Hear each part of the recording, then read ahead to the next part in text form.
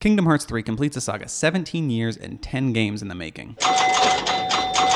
Not including remakes, remixes, ports, and inexplicable renamings. YouTube is plastered with summary videos hoping to catch us all up on the Kingdom Hearts story so far. But even if you've played every game in the series, it's difficult to deny that this epic is hard to follow. You understand so little. The Kingdom Hearts series is now infamous for its winding and convoluted plots, twists, and mechana. Not to mention its secret endings that they never tell you about and that are only viewable if you meet certain secret criteria. That's right, if you want to even hear the whole story, you gotta work for it. Or just do what I do and look them up on YouTube, but that's still work. Instead of trying to explain the actual plot of this series, I've set out to understand how it ended up so crazy in the first place. I shouldn't have to say this, but there are Kingdom Hearts spoilers ahead. Also, don't forget to hit those like and subscribe buttons. So why is the story of Kingdom Hearts so confusing? Well, for one thing, the creators were just kind of winging it. The man behind this series is named Tetsuya Nomura. He has written and directed every single installment of the Kingdom Hearts series. If that's surprising, you're not alone. Before I started this video, I was positive that Square Enix had just been handing out Kingdom Hearts projects to anyone that wanted one,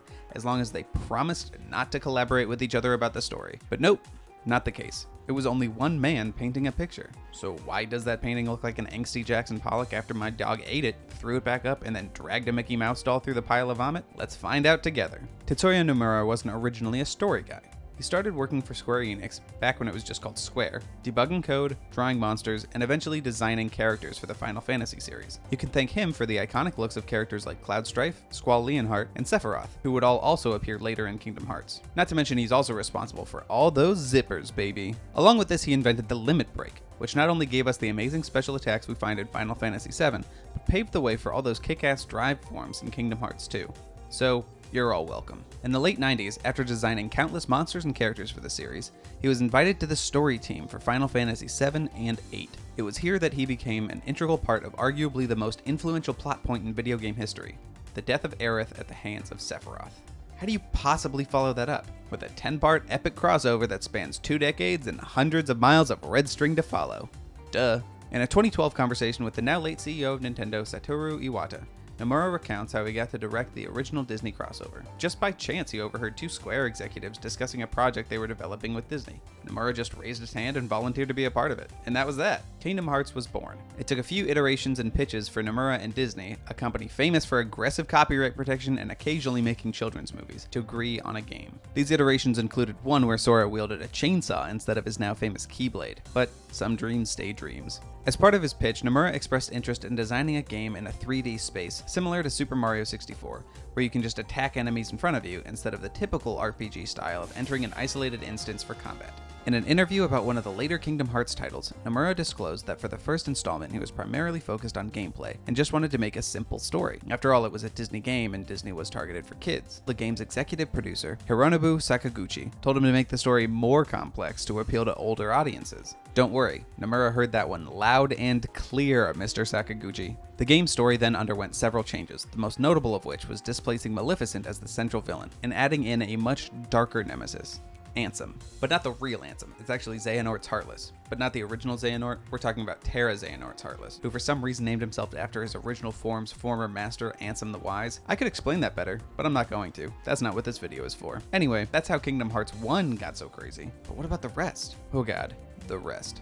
Nomura is often quoted as citing new consoles and gameplay as the driving force behind developing a new game, rather than wanting to continue the story. According to a 2003 interview with Dengeki PlayStation magazine, he wasn't even going to explain that crazy plot gap between Kingdom Hearts 1 and 2 until he heard that kids wanted an installment for the Game Boy Advance. So he developed and released Chain of Memories before Kingdom Hearts 2 came out, even though Kingdom Hearts 2 was already well underway. In 2007, Nomura told Famitsu that he always chooses a system before developing a plan, leaving the story to play catch-up to the functionality. He was interested in multi-platforming, so he developed 358 over 2 days for the Nintendo DS. When he wanted to try multiplayer, he developed Birth by Sleep for the PlayStation Portable. He was even drunk when he came up with the idea for Coded, a mobile chapter of the saga that had to bend over backwards to be part of the main story and yet have no bearing on its outcome. Additional story was tacked on as games were demanded, not the other way around. Nomura certainly had some more ideas for the story already, as several of the games explained plot gaps left out of the main series. But the development process clearly did not allow Nomura and his team to get the whole thing down and plan the releases in an orderly or even sensical way. I won't even get into the developmental hell that is responsible for the 14-year gap between Kingdom Hearts 2 and 3.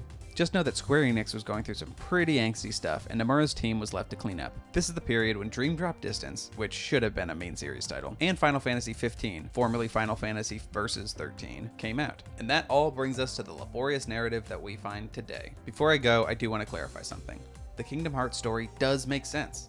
It's not incoherent, and it is very possible to follow. It's just hard to. Video game sagas have this problem in general anyways. Nintendo's attempt to weave the Legend of Zelda series into a cohesive timeline is laughable, and I would like anyone to take a stab at explaining the story of Metal Gear Solid to me without once saying, oh wait, no, that can't be right. Our society is more used to ingesting story arcs from movies, books, and television. Telling stories through interactive media is very different, and hardly any video game series have managed to pull off what Kingdom Hearts has. Over 200 hours of collective gameplay to get through one long, elaborate story, with a rock-solid theme throughout, I might add. It gets so much flack for being so confusing because, among other reasons, it's one of very few such stories that can even be targeted. For more on this topic, I recommend checking out this Split Screen podcast by Kotaku. It's awesome, and you can find the link in the description. I still haven't played Kingdom Hearts 3, and I'm not expecting to have an easy time following its story. However, as with any of the other Kingdom Hearts titles, I am fully expecting to kill about 1,000,000 Heartless, yell at Donald 1,000,000 times for healing me right after I healed myself, you worthless duck, and to enjoy the world that Tetsuya Nomura has given us all one last time.